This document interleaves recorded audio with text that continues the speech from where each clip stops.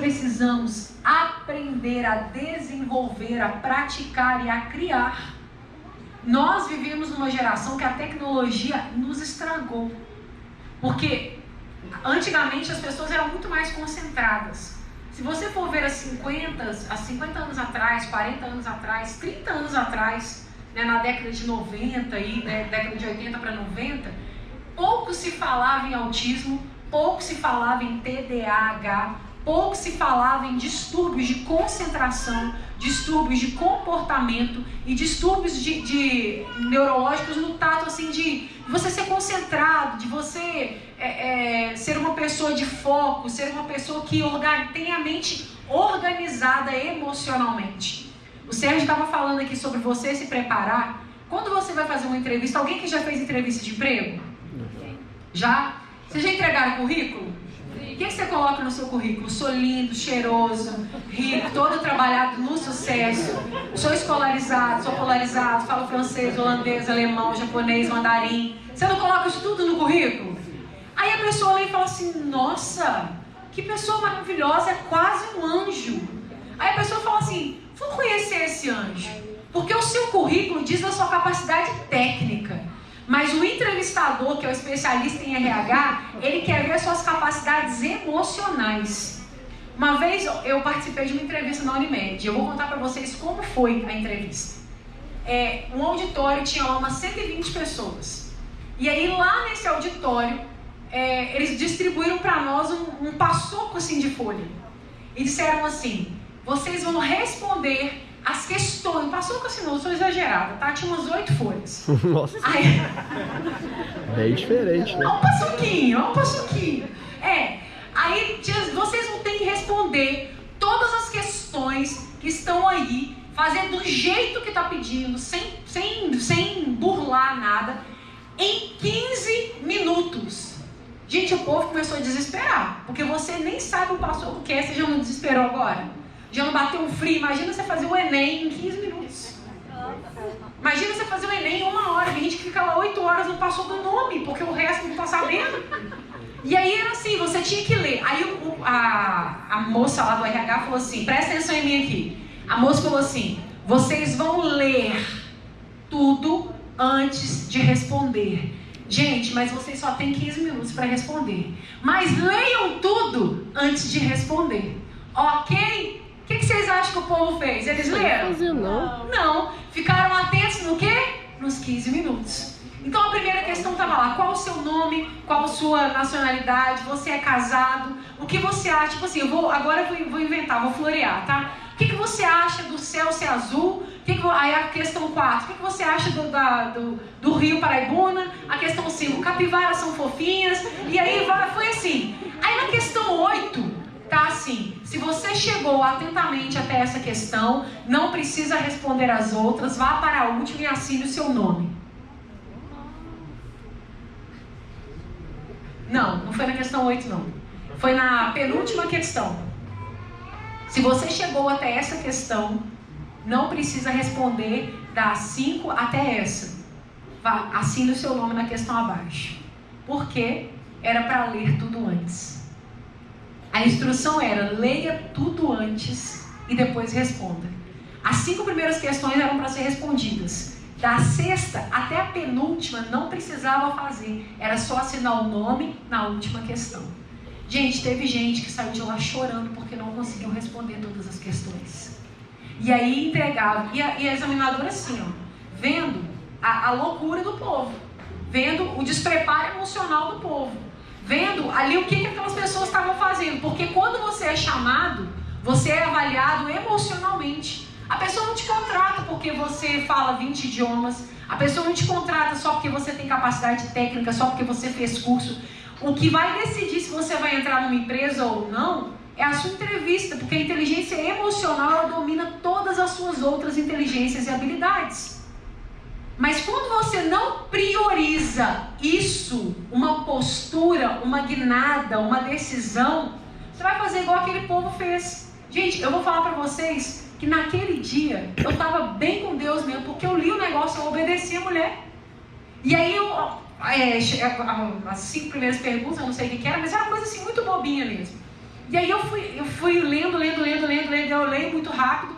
E aí eu falei, ler não vai dar problema, porque eu leio rápido. E aí eu fui lendo, chegou na última, eu fiquei tão feliz. Fui lá, respondi as outras 5 e fui na última, assinei meu nome e aí falou, aguarde o final do teste. Aguarde o final do tempo para poder entregar. E entreguei, porque daí todo mundo tinha que entregar junto. E assim, naquela fase eu passei, por outros motivos eu não fiquei na empresa, até porque ia comprometer uma outra coisa que eu estava fazendo. Mas naquele dia eu percebi o quanto as instruções e o quanto ouvir as pessoas certas, da forma certa, fazem a diferença. Muita gente ali tinha faculdade e muita gente que entrou não tinha. Muita gente ali tinha altos cursos e quem ficou com o emprego, quem ficou com a vaga, quem estava ganhando bem, quem foi para ser contratado, são as pessoas que obedeceram e que leram. A gente vive numa sociedade, a gente vive num tempo onde a gente não consegue mais ouvir e se concentrar. Você está aqui e tem gente aí se coçando para olhar o seu Instagram. Tem gente que gente, não dá migué não, porque é mesmo. Os pastores aqui da igreja, a gente tem esse hábito. A gente passa assim, ó, olhando, e eu olho bem na mão de vocês. Ainda mais quem é cria. As crias eu olho mesmo. E aí, às vezes a pessoa está lá inquieta, olhando Instagram, olhando sei lá outra coisa. Por quê? Você não consegue ficar com a sua mente focada, priorizando aquilo que você está fazendo no momento. A sua mente sempre está trabalhando em paralelos. Não tem o metaverso? O metaverso veio para uma geração que gosta de paralelos. A sua vida não basta. O real não basta. Você tem que ter um metaverso. Você tem que ter um paralelo. Você tem que ter um imaginário. Você tem que trabalhar em algo que não é real. Só que isso te desfoca. E o que isso tudo tem a ver com os versículos que a gente leu, com a palavra que a gente leu? O texto que a gente leu fala sobre Samuel. E Samuel, a gente tem a impressão que ele sempre nasceu velho, né? Que a gente pensa em Samuel, Ana chorando, o sacerdote achando que ela estava bêbada, que ela estava noiada. E aí nasce Samuel, desmama, o menino para de mamar, vai para o templo, vive ali com o sacerdote Eli. E ali naquela coisa, de repente ele já está ungindo Davi, de repente ele já é juiz, de repente ele já é profeta, de repente ele já está exercendo tudo que ele vai fazer. E a gente pensa nessa transição de Samuel muito rápido. De repente ele é um bebê, de repente ele é o cara que está ungindo Davi como rei. Só que nesse meio tempo, houveram muitas escolhas, houve muita recolocação de postura que Samuel teve que decidir e Samuel teve que ter para chegar aonde ele chegou. A gente tem um defeito de olhar sempre o resultado do outro. E a gente sempre acha que a grama do outro é bem verdinha, e bem boa, e bem legal. Esses dias alguém foi lá em casa, eu não lembro quem, porque lá em casa vai gente assim, eu não lembro. Enfim, aí a pessoa estava falando assim, nossa, porque eu queria ter uma cama, que minha cama é king. Porque para dormir 2 filhos e um marido, né? Mas antes de ter um filho a gente já tinha king. Aí minha cama é grandona. É ilusão, porque o lençol vai uma fortuna, só tem 3 lençóis, entendeu? Porque não dá para comprar mais que isso. Aí a pessoa estava assim, eu sou doida para ter uma cama king. Nossa, que não sei o quê. Eu falei assim, olha, você sabe que quando eu casei, eu dormia num colchão de ar, na sala de um casal de pastores que nos abrigou. E a gente dormia nesse colchão de ar. E a gente era recém-casado, né, e tal. E o colchão de ar furou. E a gente deitava no colchão de ar, a hora que a gente começava a glorificar o Senhor, o colchão esvaziava. E a gente ficava dando glória no chão, sobre apenas o plástico do colchão. A gente ficou assim muito tempo. E aí depois, quando nós fomos para a nossa casa, quando a gente voltou e veio para a nossa casa, eu dormia também no chão, num colchão no chão, que era o colchão que eu tinha. Eu falei, a gente ficou assim muito tempo.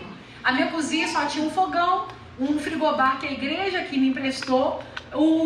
Na época, a Cíntia estava grávida do Isaías, a Cíntia ia lá em casa com o Marquinhos, o Júnior, a Lu. A gente colocava uma caixa, assim, que eu consegui uma caixa de papelão, eu forrava ela, fazia chique, gente. Era uma caixa de papelão, mas tinha toalha de mesa em cima. Colocava os pratinhos, a gente tinha uma cadeira, a Cíntia sentava, porque ela estava grávida e tinha prioridade. E a gente ficava lá sentando, conversando, não tinha televisão. Aí na época da Copa do Mundo, a gente tirou uma televisão, pagou de 12 vezes, com todo o limite do cartão que a gente tinha. E nós vimos assim muito tempo. E aí eu falei, você sabia disso? Olha, mas eu achei que você tivesse comprado a cama para casar. Eu falei, meu filho, para casar, eu só pedi a Deus o marido, o resto, Já estava tudo bem. E aí as pessoas falaram, nossa, que legal e tal. Acho que foi até a Tati. Falou, nossa, que legal e tal. E eu falei assim, olha, você às vezes está olhando o resultado, mas você tem que olhar o processo. Quando a gente olha para a vida de Samuel, a gente viu o resultado do que ele viveu. Mas o que ele teve que organizar? O que ele teve que priorizar? O que ele teve que colocar em ordem na vida dele para poder chegar a ser o Samuel que ungiu o homem segundo o coração de Deus como rei? Vários foram os marcos na carreira, vamos dizer assim, na vida com Deus de Samuel. Mas, gente, Deus não ia escolher qualquer um para ungir Davi. Deus não ia escolher qualquer um para ser juiz sobre o povo dele, para ser sacerdote sobre o povo dele. Deus não escolheria qualquer um. Samuel começa com uma coisa que todos nós temos. Você pode achar que você não tem, mas Samuel nasceu de um clamor. Samuel foi gerado debaixo de um clamor. E Samuel nasceu com uma promessa. Aí você vai dizer para mim, mas a minha mãe não é Ana, meu pai não é Eucana. Minha mãe nem crente é, meu pai nem crente é. Às vezes eu nem conheço a minha mãe, nem conheço meu pai. Mas você nasceu sob uma promessa. Você nasceu por causa de um clamor. Há um clamor que foi gerado no Espírito diante de Deus por cada um que está aqui. Há um clamor que foi gerado pelo Espírito para que você fosse alcançado pela misericórdia, pela salvação, pela graça de Deus. Deus olhou para mim, e Ele me gerou no coração dele. Eu fui gerada por causa de um clamor do Espírito. A minha vida estava cagada, a minha vida estava mesmo ruim. Eu era uma adolescente problemática. Gente, eu cheguei na igreja, quando eu fui na igreja a primeira vez, lá no bairro Bela Aurora, o cara deve saber onde que é, lá naquela rua, lá em cima do Bela Aurora, perto do colégio, tinha uma igreja ali pequenininha. E a minha mãe, quando os meus pais se separaram, a minha mãe ia em todas as igrejas do Brasil e do universo para pedir oração. E ela me levava junto, só que eu odiava a igreja. Eu odiava. E minha mãe gostava de ir nas igrejas do coque. E me levava nas igrejas do coque. E aí eu chegava lá, gente, teve uma vez que eu fiquei endemoniada 6 horas. 6 horas endemoniada. A hora que eu me dei por mim, a igreja estava toda de cabeça para baixo. Devia ter umas 20 irmãs no coque para me segurar. E eu não era grande não, porque eu fiquei maiorzinha, assim, mais alta, depois de velha. Eu era pequena. E eu ficava assim, possessa. E eu era perturbada mesmo. Eu era briguenta, eu brigava no colégio. Eu batia, eu puxava cabelo, eu implicava. Entendeu? Eu era perturbada emocionalmente. Mas um dia Jesus olhou para mim, o Espírito Santo olhou para mim e falou, vamos gerar essa menina. Vamos gerar ela debaixo de um clamor. E eu posso ter nascido e vivido perturbada, mas eu nasci novamente debaixo de um clamor e de uma promessa. Se você está aqui hoje, é porque o Espírito Santo clamou, gemeu, intercedeu por você e você nasceu sim debaixo de um clamor e debaixo de uma promessa. Você é sim fruto de oração de alguém. Ou você acha que ninguém orou por você? Você acha que ninguém orou pelo Cauã? Se o Cauã está aqui hoje, teve gente que Deus usou para dobrar o joelho por causa dele. Se o Cauã está aqui hoje, é porque ele foi gerado no coração de Deus, ele foi gerado por causa de um clamor e ele está debaixo de uma promessa. Só que isso é só a porta de entrada.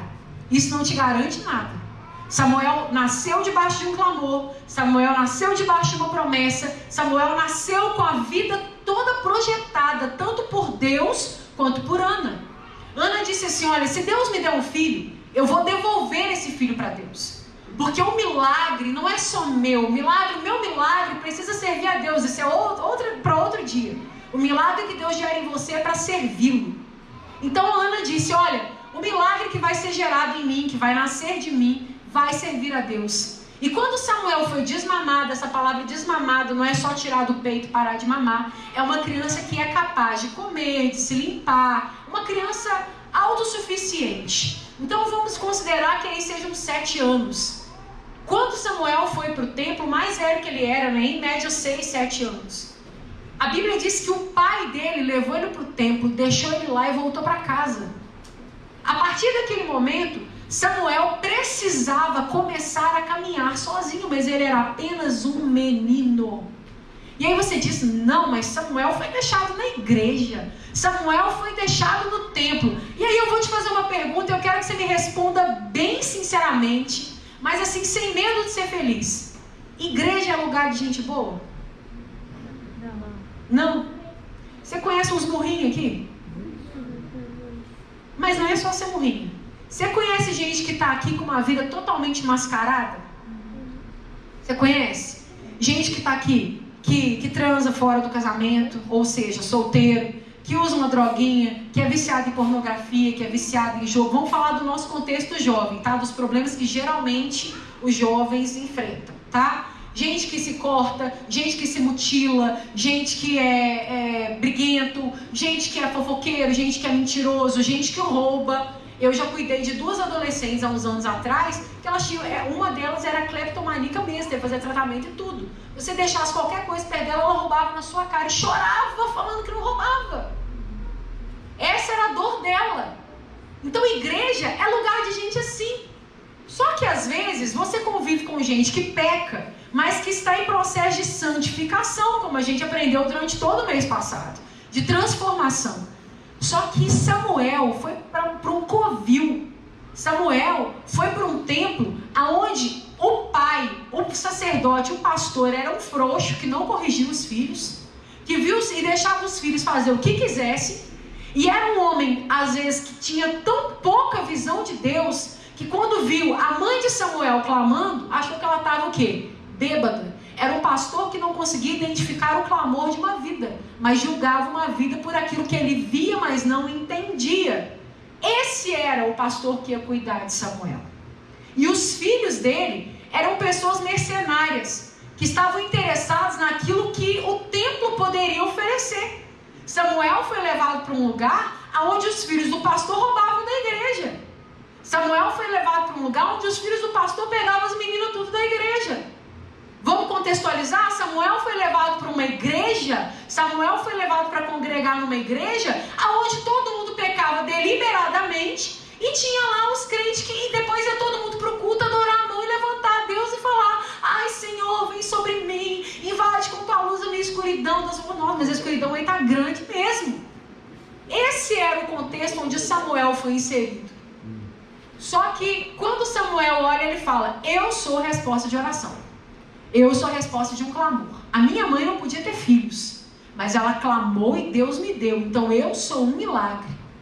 Eu estou aqui cumprindo o voto dos meus pais. Você não viu Samuel questionando? A Bíblia não diz que Samuel bateu o pé e disse para o pai dele: eu não vou ficar aqui, eu não vou ficar aqui, eu não vou ficar em templo nenhum, eu quero voltar para casa, eu quero jogar meus Beyblade, eu quero jogar meus videogames, eu quero curtir minha vida, eu quero curtir minha adolescência, eu quero jogar Free Fire, como muita criança hoje faria. Samuel foi obediente. Havia nele um princípio, uma primazia de obediência. E ele, apesar de ser muito pequeno, devia ser uma criança muito cabeça, muito instruída, muito correta, muito emocionalmente equilibrada. Porque ele ficou. E ele começou a conviver com problemas dentro da igreja. Não vou falar templo, não vou falar sacerdote, vamos trazer para a nossa realidade. Ele começou a conviver com gente corrupta dentro da igreja, dentro da célula, dentro da liderança, dentro do discipulado, dentro do círculo íntimo dele. Ele morava ali. A igreja era a casa dele. Aquelas pessoas eram as únicas pessoas com quem ele convivia de perto. Ele não convivia mais com a mãe e o pai, porque eles voltaram para a cidade deles. Era outra cidade. O templo nem ficava na mesma cidade que eles moravam. Naquela época não tinha carro, não tinha Uber, não tinha metrô, não tinha trem, não tinha avião. Então qualquer deslocamento era um deslocamento cansativo e não era tão possível fazer rápido. Samuel vivia no meio de gente impura. Samuel vivia no meio de gente que pecava ao mesmo tempo que dizia servir a Deus. Mas em momento nenhum você vê a Bíblia nos dizendo, nos revelando que ele se juntou a essas pessoas. Havia no coração de Samuel uma certeza: eu preciso ser usado por Deus, porque eu sou resposta de uma promessa. há uma promessa sobre a minha vida, eu sou resposta de um clamor, eu sou resposta de oração, eu sou fruto de oração, e eu não vou me corromper. Se o filho do pastor peca, o problema é dele. Se o pastor peca, o problema é dele. Se a obreira peca, o problema é dele. Se a diaconisa peca, o problema é dele. Se o voluntário peca, o problema é dele. Se o ministro de louvor peca, o problema é dele. Se a menina da dança peca, o problema é dele. Se o menino do som peca, o problema é dele. Se o baterista peca, tem que ter um baterista, né? Peca, o problema é dele. Mas eu não vou me contaminar. E Samuel começou a colocar como prioridade a vida dele com Deus, o relacionamento dele com Deus, a instrução que ele tinha. Eu quero te dizer isso na palavra.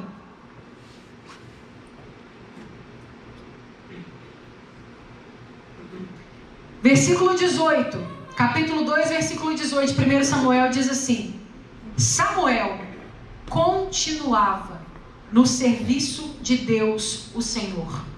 Embora ainda fosse menino, ele vestia um manto sacerdotal de linho. Antes disso, no versículo 17, só relembrando, assim os filhos de Eli tratavam com muito desprezo as ofertas trazidas a Deus o Senhor, e para o Senhor o pecado desses moços era muito grave. Mas Samuel continuava no serviço de Deus o Senhor, e embora ainda fosse menino, vestia um manto sacerdotal de linho. Samuel olhava aquilo tudo, mas as vestes dele eram vestes de sacerdote. Samuel vivia no meio daquela bagunça toda. Samuel tinha amigos e círculo íntimo que não servia a Deus. Ele estava literalmente no meio da roda dos escarnecedores crentes.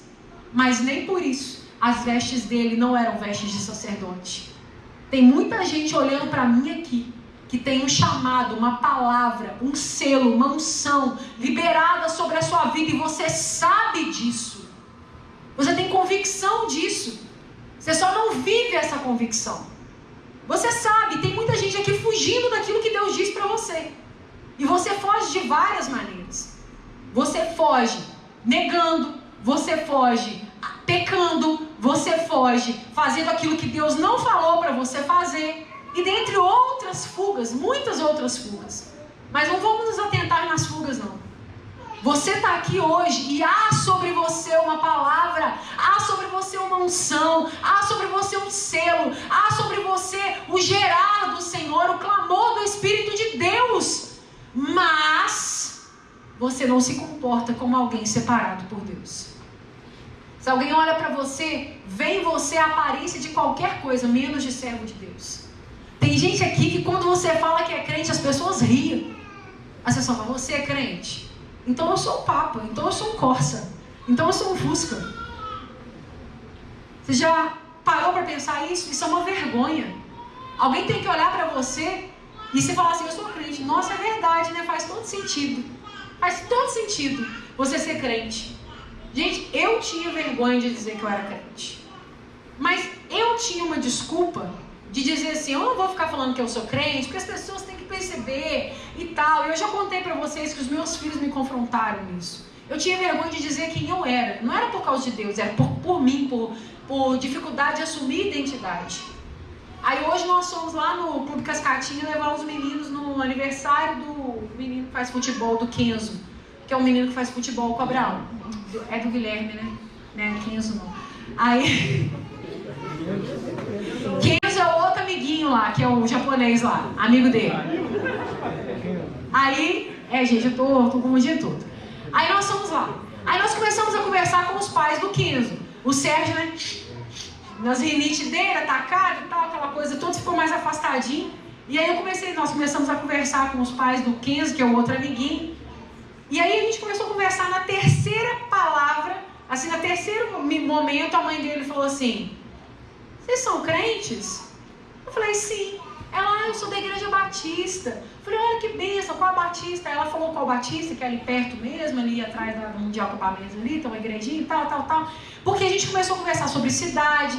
Aí ela falou assim, porque eu achei que o Abraão fosse filho do Samuel, que é o meu cunhado que leva ele no futebol toda terça e quinta, porque terça e quinta a gente está na igreja e está na célula. Então quem leva ele, o meu sobrinho, é o meu cunhado. Mas aí o Kenzo falou, não, o Kenzo tá minha chave e tal. Eu falei, então, porque terça e quinta nós temos compromissos e são inadiáveis. Né? Então, quinta eu tô na célula. Ela, vocês são crentes? Aí eu falei assim, ela, eu tô vindo aqui aqui você falar de oração, você falar disso, você falar daquilo. Mas vocês são crentes mesmo? Aí eu olhei pra ela, aham. Tentamos, né? Na maioria das vezes tá dando certo. E aí nós começamos a conversar. E aí a madrasta do menino do aniversariante chegou e falou assim: você ora com seu filho na hora de dormir? Estou escutando. Aí foi chegando as mães. Eu falei, oro.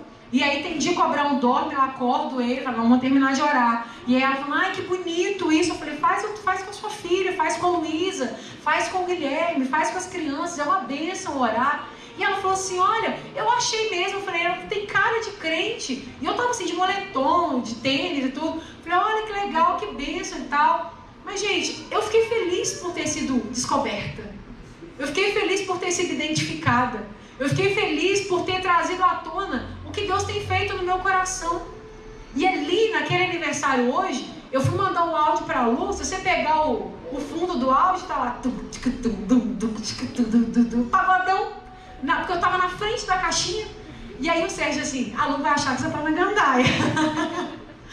Aí eu mandei um vídeo, falei, estou no aniversário aqui do amiguinho do Abraão e tal.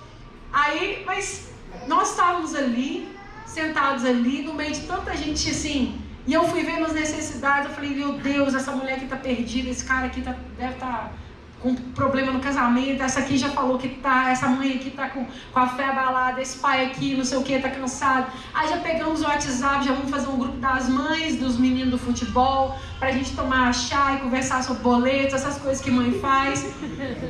Mas eu fiquei feliz. E aí você fala assim, mas lá na minha faculdade, Deus me colocou no meio de um monte de gente que fuma e usa droga. E você está fumando e usando droga? Mas lá na minha casa, minha família toda é traficante, minha família toda faz programa, minha família toda rouba, minha família toda isso. E você faz a mesma coisa? E aí pior, você começa a justificar para Deus os seus erros aqui, por causa de gente aqui, que está vivendo uma vida mascarada, uma vida de zorro gospel. O cara da máscara, a casa de papel, todo mundo mascarado. Gente, para com isso. Você precisa focar, priorizar quem você quer ser. Quantos aqui sabem que você tem uma palavra, um chamado de Deus sobre a sua vida? Levante a sua mão para mim. Se você não sabe, tem um tempo que a gente senta e ministra com você. Deus te chamou. Você estava lá todo zoado na vida, Deus olhou para você e viu em você alguém capaz de ter Ele como habitação. E a gente às vezes fica adiando, protelando, dando desculpa. Eu quero te fazer uma pergunta. Jesus chegou para Maria, o anjo chegou para Maria e disse para ela, Deus quer gerar algo aí dentro de você. O pessoal da escola que sabe, não fala. Quantos anos Maria tinha? Quem não sabe pode chutar. 12, 14 anos. A idade de Maria não ultrapassava 15 anos. Maria era noiva. Noivo não ficava se beijando, se agarrando, se alisando, se passando a mão naquela época. Maria estava desposada, com o casamento arranjado, já comprometida com José. E o anjo chega perto dela e fala assim, olha, Deus quer gerar algo aí na sua vida. Aí você acha que Maria disse para o anjo, mas anjo, não vai rolar não. Olha, eu tô noiva, José não me pegou, nós não fizemos nada. Se eu aparecer grávida, ele vai achar que eu dormi com outro. Vai dar ruim isso. Maria não disse, olha, não vai dar não, sabe por quê? Eu tô noiva, esperando meu casamento, esperando a minha lua de mel. Você vai boicotar minha lua de mel? Eu já vou pro casamento empacotada, gerando já. Eu já vou pro meu casamento assim, grávida? Não vou fazer isso não. O que as pessoas vão dizer a meu respeito? O que as pessoas vão falar de mim? Maria diz assim, olha, isso aqui é a tua serva, seja feita a vontade do Senhor. E ela era jovem. Mas ela sabia que havia um direcionamento que ela precisava priorizar na vida dela. Nós falamos de Maria hoje, não porque ela é agraciada apenas, porque muitas mulheres foram agraciadas na história bíblica, mas só uma delas gerou Jesus.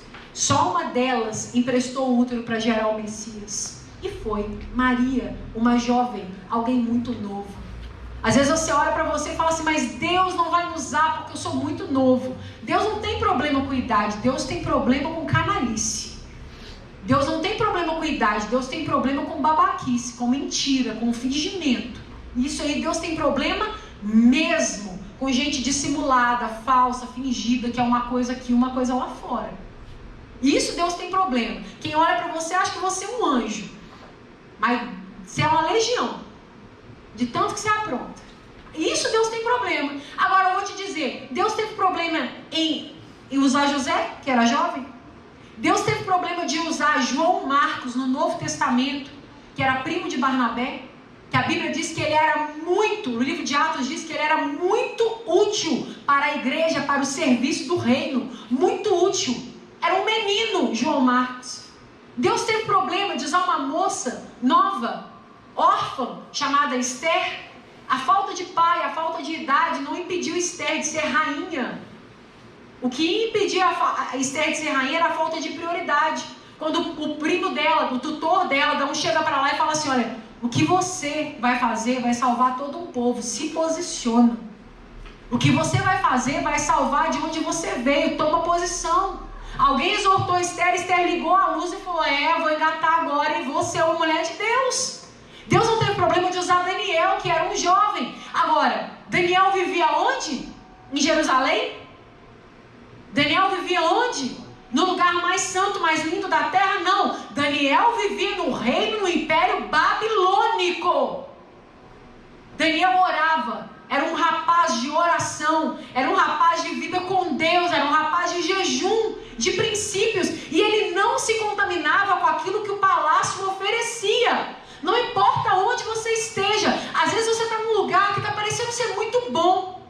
Mas ali é o lugar onde você precisa ser diferente, se posicionar e priorizar quem você quer ser em Deus. Você acha que aqui na igreja, aqui, e eu não quero que você leve isso de forma nenhuma, para nenhum aspecto pessoal. Há um ditado que diz que o cachorro entra na igreja porque a porta está aberta. Então, dentro de uma igreja, dentro de uma congregação, no meio de um povo, a gente de todo tipo, a gente de toda fé, a gente que pensa e que age, que reage de todas as formas. Mas é com todas essas pessoas que você precisa se relacionar e se inspirar. A Bíblia não diz isso, a Bíblia diz tenha paz, no que depender de você, tenha paz com todos. Mas a Bíblia diz, ai daquele que se assentar na roda dos escarnecedores, eu não vou ter prazer nele. Você precisa começar a identificar os lugares que você está e quem você deseja ser e se posicionar. As suas vestes, se você quer ser um sacerdote, você tem que falar como sacerdote, comer como sacerdote, vestir como sacerdote, andar como sacerdote. Se você quer ser uma mulher de Deus, para de se vestir igual piriguete. Se você quer ser mulher de Deus, para de falar igual piriguete, para de agir igual piriguete. Se você quer ser um homem de Deus, vira homem, para de ser moleque. Se você quer ser um homem de Deus, pense como um homem de Deus, fale como um homem de Deus, ore como um homem de Deus, se comporte como um homem de Deus. Porque você vai receber aquilo que você honra. A unção vem junto com aquilo que você honra. Se você deseja, se você honra, se você prioriza, é isso que você vai receber. Você recebe, você tem, é derramado sobre você da parte do Senhor tudo aquilo que você honra. Por isso tem tanto cocô caindo na sua cabeça, porque você está honrando isso. E eu aqui não quero florear, porque a pessoa mais nova que eu acho que é a Isabel. E ontem eu confrontei ela, porque eu não pego leve com ela. Ontem o Abraão gosta muito de desenhar a mão livre. E toda vez que ele senta e fica na frente do computador, às vezes vendo vídeo, vendo alguma coisa, ele desenhou o rosto do Naruto. Desenhou tipo o busto do Naruto. Naruto, Boruto, uma coisa que ele desenhou lá. Mas não sei qual dos personagens que é, porque não estava colorido. Aí, e a Isabel olhou, e eu deixei ela fazer. E eu tô olhando. E ela olhou, e falou sozinha, desenho bonito. Pegou a folha, abriu, foi lá na sala, pegou a bolsinha de lápis dela que estava em cima do puff, voltou lá no quarto que eu estava trabalhando, pegou a folha e falou de novo, desenho bonito. O que você acha que ela fez? Rabiscou o desenho todinho. E eu olhando ela rabiscada. Aí ela pegou o desenho, foi lá na sala e falou com o Abraão assim: tá vendo seu desenho? Lindo, né? Rabisquei ele todinho. E voltou pro quarto. A hora que ela voltou pro quarto, eu falei: senta aí. Ela sentou em cima do case do Sérgio que tava lá da pedaleira. Eu falei: senta aí. Ela onde? Eu: senta aí. Eu falei assim: você sabe o nome disso que você fez? Ela: sim. Inveja.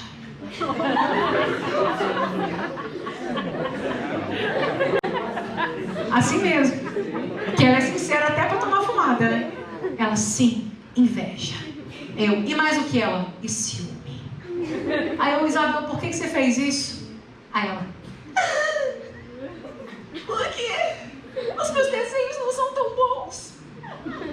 Eu sinto muita inveja, muito ciúme dos desenhos do meu irmão, porque os meus não são tão bons. Aí ela faz todo aquele drama do carinha de anjo, né? Porque os meus não são tão bons. Aí eu falei com ela: você sabe que o que você fez é pecado? Ela: mas eu não risquei nenhum desenho de Jesus. Não foi Jesus que desenhou, foi o babá. Eu falei: mas quando a gente peca contra um dos nossos irmãos, nós estamos pecando contra Jesus? Você pegou o desenho do seu irmão e rabiscou porque você teve despeito. E aí confrontei ela mesmo. Eu falei: isso é inveja, isso aí é cobiça, isso o que eu falei agora? Ciúme. Você não pode fazer isso, porque hoje você faz isso com o desenho dele, amanhã você vai fazer isso com a família dele, com a vida dele, com o emprego dele, com os sonhos dele, porque comportamentos se repetem, Isabel. Aí eu falei: você vai lá e vai pedir perdão para o seu irmão e vai pedir perdão para Jesus. Ela: mamãe, mas Jesus não desenhou nada. Eu não risquei nada que Jesus desenhou. Eu falei: riscou sim. Você riscou o desenho do seu irmão. Aí ela chorou. Aí me pediu perdão ao irmão dela. Aí eu falei com ela que ela não podia fazer mais aquilo e tal. Aí depois que eu confrontei, chamei ela no colo, aí falei: filha, você é amada, você é uma bênção, você é uma filha de Deus. Nem todo dia eu tô com essa paciência não, mas ontem eu tava muito com Jesus. Aí eu falei: vem aqui, você é amada, você é filha de Deus, você é uma bênção, e tal. Eu fui ministrando com ela, ela chorou. E eu disse pra ela a verdade, eu disse pra ela o que ela precisava ouvir. Eu falei: olha, filha, você precisa aprender a fazer o que é certo agora. Porque se você começar a fazer o que é errado, você só vai mudar a vítima, você só vai mudar o episódio, mas você vai sempre repetir os seus comportamentos. Hoje, você está aí ouvindo e imitando gente que não presta. Hoje, você está aí roubando. Hoje, você está aí sabotando. Hoje, você está aí mentindo, dissimulando, fingindo. Mas esses comportamentos vão se repetir. E todas as vezes que o pecado entra na nossa vida, o que a Bíblia diz? Que ele faz separação entre nós e o nosso Deus. O seu pecado está te separando de Deus. E é Deus quem leva você para o seu futuro. A Bíblia diz: bem sei eu os planos que tenho a vosso respeito, que são planos de paz e não de mal, para vos dar o fim ou o futuro que vós desejais. Então o que está fazendo separação entre a minha vida e o meu futuro no Senhor são os meus pecados. E pior que pecado é iniquidade. Porque pecado é acidente, iniquidade é prática deliberada, consentida e querida. Eu quero fazer. Eu quero dormir com meu namorado. Eu quero lavar a mão naquela menina. Eu quero mentir. Eu quero burlar. Eu quero passar alguém para trás. Eu quero roubar. Ah, mas eu não roubo. Rouba, você está lá no seu trabalho. A folha não é sua e você leva ela para casa. É roubo.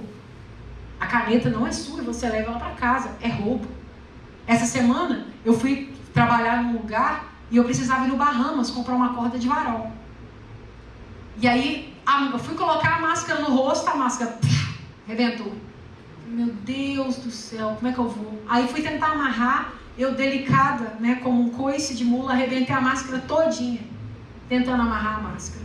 Aí tinha uma caixa de máscara assim, eu falei: meu Deus, eu vou ter que pegar e tal. Aí peguei a máscara. Assim que o dono da caixa de máscara chegou, o Espírito Santo: fala com ele.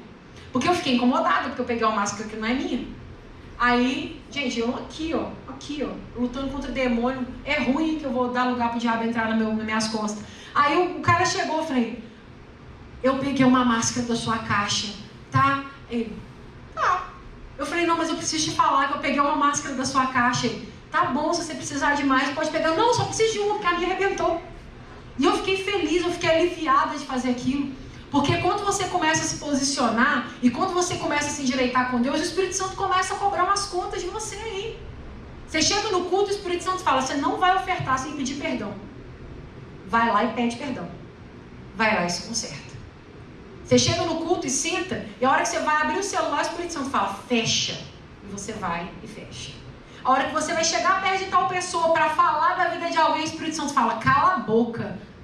Porque o meu Espírito Santo não é delicado comigo não, ele me manda calar a boca mesmo. Não sei como é que ele é com você. Se você é florzinha de Jesus, talvez ele diga quieta-te. Mas comigo ele fala, cala a boca. E aí você, ó, calada. Porque o Espírito Santo começa a te ajudar no seu posicionamento. O Espírito Santo vai te ajudando a encaminhar. Gente, às vezes vocês estão achando que é toda vez que eu oro com vontade? Nem tudo eu faço com vontade, não. Ontem eu trabalhei a manhã inteira, eu estava arrebentada, minha coluna já, porque eu tô assim, ó, minha coluna, e aí eu cheguei em casa cansada, e aí essa semana o eletricista foi lá em casa para poder arrumar a garagem, e aí jogou pedaço de cimento na garagem, a garagem estava assim, eu falei, meu Deus, que coisa horrorosa que é essa garagem. Mas aí eu tinha que varrer a varanda, a primeira escada, o quintal todo, a segunda escada e a garagem, e eu estava arrebentada. E o Sérgio saiu, porque ele foi no postinho lá consultar. E aí, a hora que ele chegou, estava tudo varrido. Ele, ó, varreu tudo. Eu falei, varri e foi na força do ódio. Não me pergunta mais nada. Aí ele, eu falei, não foi por vontade, foi na força do ódio. Porque se não for no ódio, eu não ia varrer nada. Porque eu tô morrendo de dor. Ele, você ficou empanada, né? Ficou bem empanada de poeira. Eu falei, fiquei, mas eu varri. Nem todo dia eu vou orar porque eu quero, mas porque eu preciso. Eu preciso me posicionar. Eu preciso, aí você vai falar assim, mas o hábito gera prazer. Até gera, mas é a longo prazo, não é a curto prazo. Nem todo dia eu vou me consagrar. Gente, eu fico 2 anos sem comer carne, sem problema nenhum. Não é problema nenhum pra mim não comer carne. Já vai pra 4 anos que eu não como arroz. Eu não tomo refrigerante desde 2004. E eu não tenho problema nenhum com isso. Eu passo bem na água, mas me tira o café.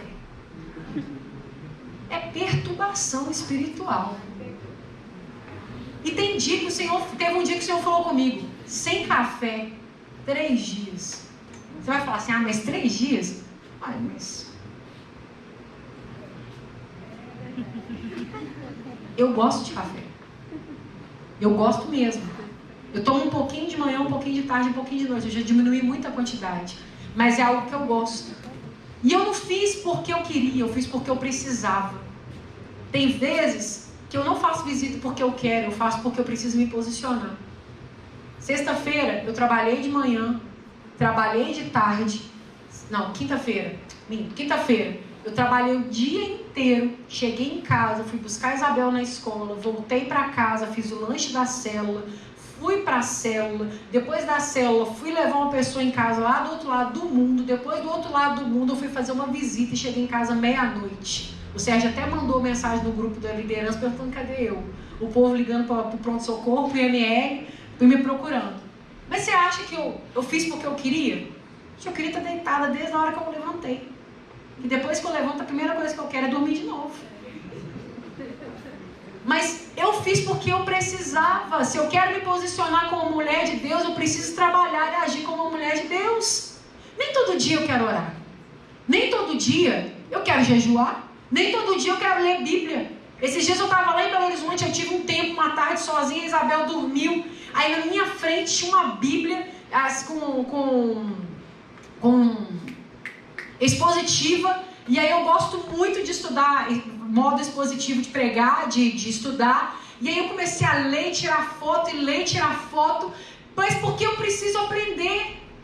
Gente, tem dia que nem todo dia eu quero receber gente. Tem dia que eu quero ficar de pijama, deitada no meu sofá com o cabelo todo pro alto. Mas porque eu decidi caminhar com Deus, vai a gente lá pra casa. E é bem recebido com o que tem. Se o que tem é picanha, você vai comer picanha. Se o que tem é ovo, você vai comer ovo. Se o que tem é água, você vai tomar água. Se o que tem é Coca-Cola, você vai tomar Coca-Cola. É o que a casa oferece. a Thelma. Mas não é porque eu quero, é porque eu decidi me posicionar. E eu estou falando isso para vocês com muita propriedade. Porque eu estou nessa igreja desde que eu tinha 11 anos. E eu vou fazer 38 dia 14 de julho, tá chegando. Eu calço 39, tá, gente? Aí é fácil.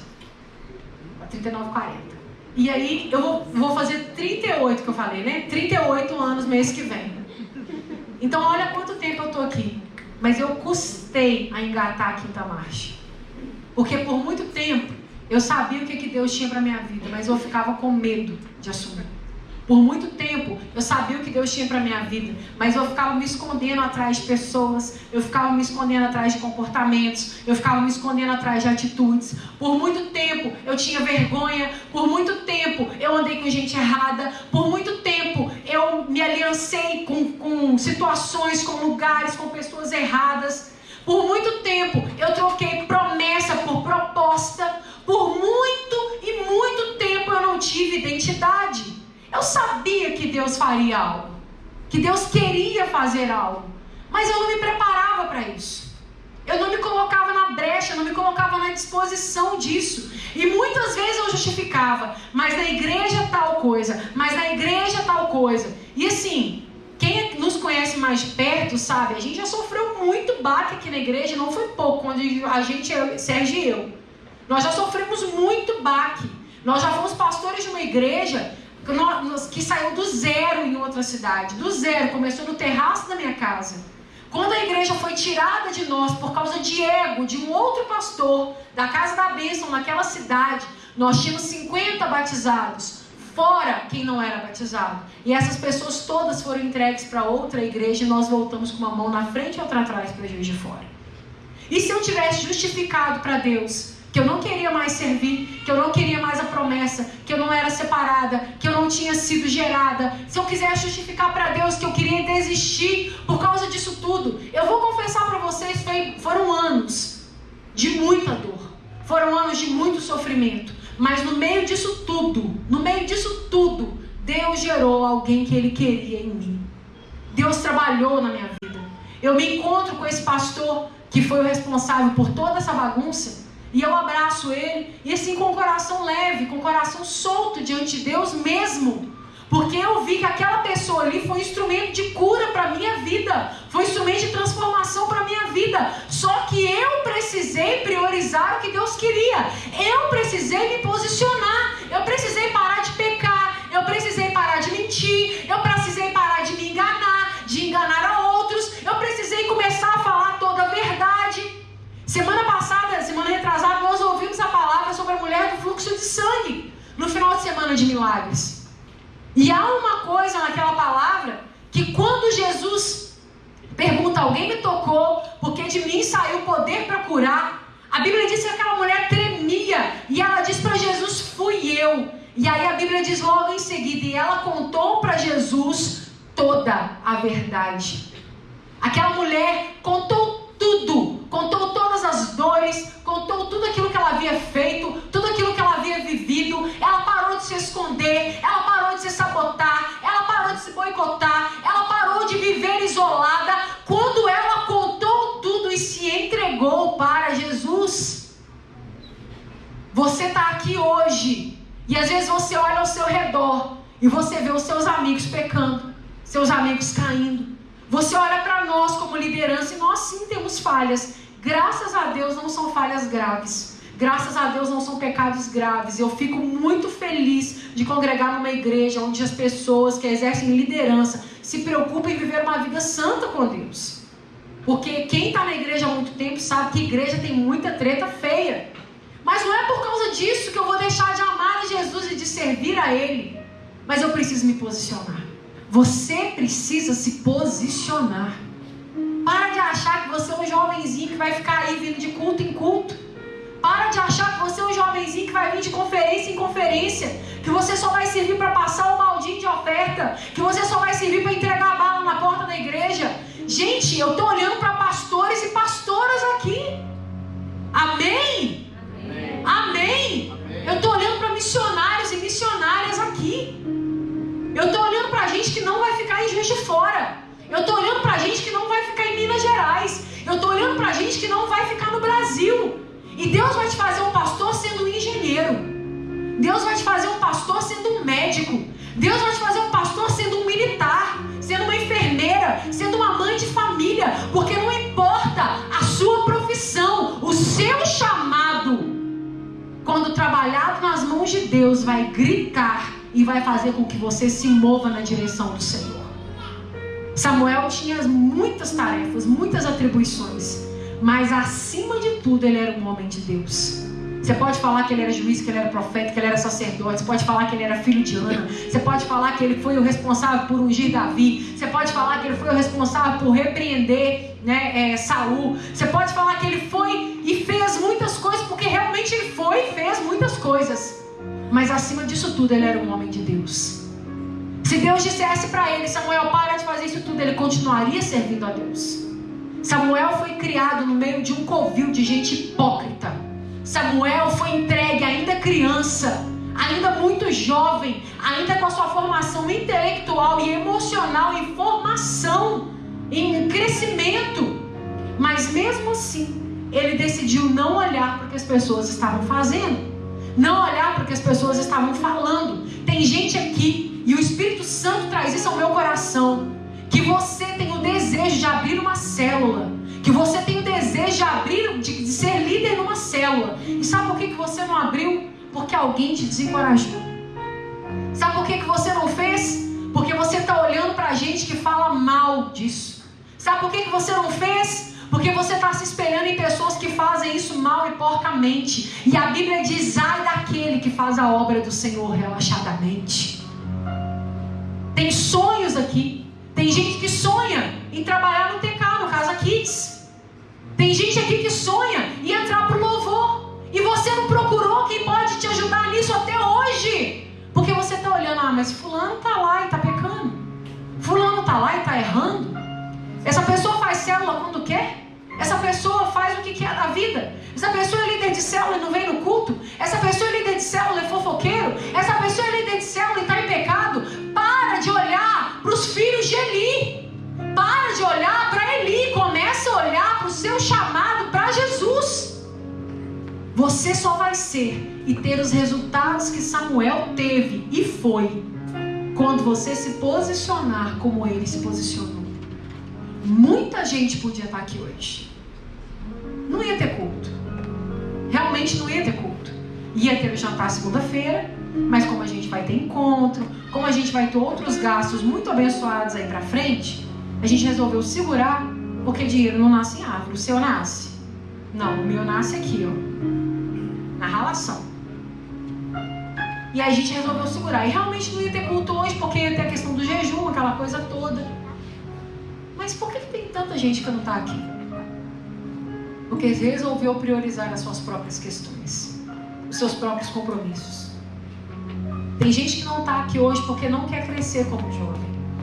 E eu vou te falar uma coisa: valorize isso aqui. Tem muita igreja que não tem. Muita igreja que não tem isso aqui. Não tem um lugar onde as mensagens são direcionadas para vocês. Não tem um lugar onde a oração, onde tem uma intercessora que deixou filho e marido para estar aqui orando o culto inteiro lá atrás, ó, por vocês. Onde não tem uma igreja que disponibilize todos os recursos dela para vocês. Aonde tem pessoas que trabalham a semana inteira e estão lá na cozinha agora, fazendo uma canjiquinha, para quem está aqui, está Durango, que às vezes não tem dinheiro para ir na Mary Milk, sentar ali, comer uma canjiquinha e conversar. E a gente não valoriza isso. Tem gente sendo Samuel para a sua vida. Você precisa ser Samuel. Você precisa parar de olhar para o lado e parar de dar desculpas esfarrapada. Sabe? E se tem alguém do seu lado sendo isso, você precisa fazer como Samuel. Até quando você vai ter pena de Saul? Tem gente que foi ungido, separado, levantado e está reinando, mas está em pecado. Você precisa ser voz profética, voz de Samuel, e dizer: conserta a tua vida, porque Deus vai parar de ter prazer em você. Antigamente a gente usava uma frase assim: Deus vai pesar a mão. Deus vai pesar a mão. Houve uma época aqui na igreja, não muito distante, eu vou contar duas coisas para vocês. Onde os jovens estavam numa patifaria. Eu ia falar outra coisa. Estava numa patifaria. E todo mundo vivendo do jeito que queria viver. Sabe o que o pastor começou a orar? Deus, todo mundo que tiver em pecado sexual, engravida. Não preciso nem falar, né? Eu não preciso nem falar que teve uma moça que engravidou de gêmeos. E ela fazia corte. Porque ela vivia fingindo. Houve uma época aqui que o pastor disse: o louvor inteiro está suspenso. Nós éramos em quase 40 pessoas. Só bateristas eram 6 na igreja. E o louvor inteiro ficou suspenso. Eu nem lembro quanto tempo. E aí aqui na igreja tinha um corredor aqui no meio. A mesa de som ficava ali mais ou menos onde o Caio tá. E aí tinha uma mesa de som assim com uma caixa verde, um aparelho de som. E aí alguém colocava músicas no CD para tocar. E para nossa vergonha, porque nós estávamos vivendo em pecado, porque nós éramos fingidos na fé, porque nós estávamos sujos, porque nós precisávamos nos santificar, nos transformar, a igreja inteira recebia, e muito, com o CD. Teve um culto que começou a tocar uma música do Diante do Trono, chama Eu Me Prostro. Aí colocaram a música Eu me prostro diante do trono. Gente, não deu a segunda frase, estava a igreja inteira no chão, em prantos, e a glória de Deus descendo nessa igreja. Um CD estava mais limpo que a gente. Um CD estava mais santo que a gente. Um CD estava mais entregue a Deus do que nós. Deus não vai se mover no meio da sua sujeira, da sua bagaceira. Deus não vai se mover enquanto não vê em você um desejo de transformação, um desejo de pureza, de santificação, de mudança. Quando a gente canta, invade com tua luz a minha escuridão, Deus invade. Mas é quando você se rende, quando você se entrega. A música continua: eu me rendo, eu me entrego. Faz arder teu fogo novamente, eu me rendo, eu me entrego. Enquanto você não se rende, enquanto você não se entrega, Deus não vai entrar com luz em lugar nenhum, porque Ele não compactua com o pecado, Ele não compactua com o erro. Então, se o seu olho direito te faz pecar, arranca ele. Se o seu irmão te faz pecar, ou você confronta ele e ele muda, ou se ele não quiser mudar, você para de se espelhar, você para de caminhar e você para de compactuar com ele. A Bíblia diz que só andam 2 juntos se estiverem em acordo. Então aquilo que eu não faço, eu sou coautora. Se estamos eu e o Cauã, e eu decido matar alguém, e o Cauã só assiste, ele é coautor do meu crime, porque ele não fez nada para me impedir. E ele é tão culpado quanto eu, porque é o autor e o coautor do crime. Os dois têm penas diferentes, mas os dois são penalizados perante a lei. Se você está vendo que há aí pecado do seu lado e você não faz nada, você é coautor disso. Seja a voz profética e não tem pena de Saul. Seja a voz profética e corrige. Se a pessoa não quiser corrigir, a Bíblia diz: bate o pé e sai fora. Mas se posicione como homem, como mulher de Deus. Se posicione como profeta, como juiz. Se posicione como sacerdote. Vista as vestes sacerdotais. Tenha fala, tenha postura, tenha vida, tenha desejo, tenha esforço de sacerdote. Você quer ser sacerdote, mas se esforça como nada. Então você vai ser um nada. Nem tudo você vai fazer porque quer. E eu quero nesta noite orar por você. Eu prometo que da próxima vez eu vou tentar ter uma palavra mais fofinha. Mas eu vou dizer para você que essa foi a palavra que Deus trouxe para mim primeiro. Essa foi a palavra que Deus ministrou em mim primeiro. Porque eu não posso derramar sobre você um azeite que não caiu sobre a minha cabeça. Eu já tive a sua idade, com certeza. Só não tive a idade do Sérgio ainda. Eu já tive a sua idade. Eu também já fui solteira. Eu também já fui carentona. Eu também já fui esquisita. Eu também já fui doida. Eu também já precisava mudar. Que para ter Jesus eu precisava abandonar tudo isso. E que para ter Jesus eu precisava decidir. E eu comecei a me apegar mesmo na barra da saia de Jesus, na barra das vestes de Jesus, na barra do altar.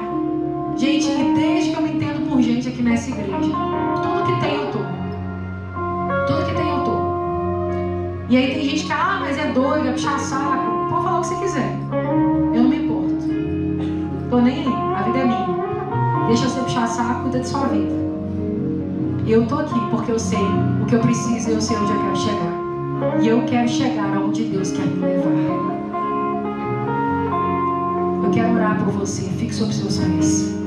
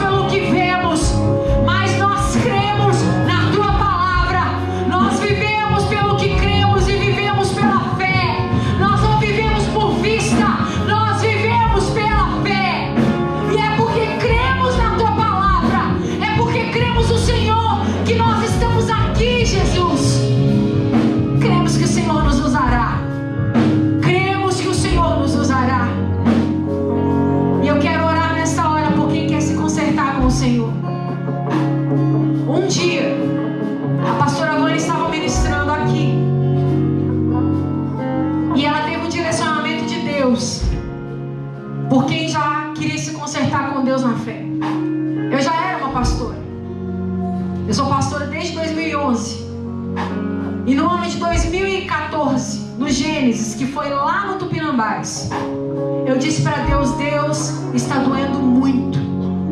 Deus, eu não aguento mais ser usada e ser abandonada. Eu não quero mais. Eu entrego ao Senhor o meu chamado. Eu entrego ao Senhor esse negócio de ser pastora. Eu não quero mais. E naquele momento, momentaneamente, rapidamente, eu senti se o Espírito Santo tivesse deixado a graça dele e retirado a graça dele da minha vida. Até que em fevereiro de 2015, a pastora Vânia estava ministrando aqui e eu estava ali sentada no canto, eram as cadeiras laranja ainda. E eu me lembro que ela falou assim: o Espírito Santo quer devolver a graça dele sobre você e restaurar os sonhos dele sobre você. Você que abandonou, você que se esqueceu, você que deixou de lado, você que tem negligenciado, você que está ferido. E era tudo aquilo que eu estava vivendo. Irmãos, eu dei um grito dentro dessa igreja de angústia, porque a minha alma estava angustiada. E eu me lancei no chão. Eu não sei quem orou por mim, eu não sei quem ministrou, eu sei que eu me entreguei. E eu levantei dali uma nova pessoa.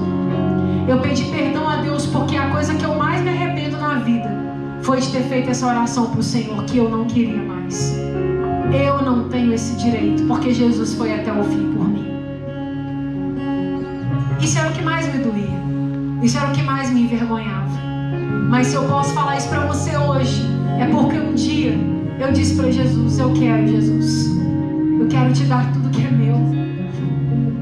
Toma a minha dor, toma o que fizeram comigo, toma, Senhor, o que estão fazendo ao meu lado, toma o que estão falando de mim, toma o que estão me negligenciando, toma as mentiras, toma as calúnias, toma a difamação, toma tudo isso e trata com amor, Deus, porque eu sei que o que foi ferido vai cicatrizar, porque é um bálsamo de cura no Senhor.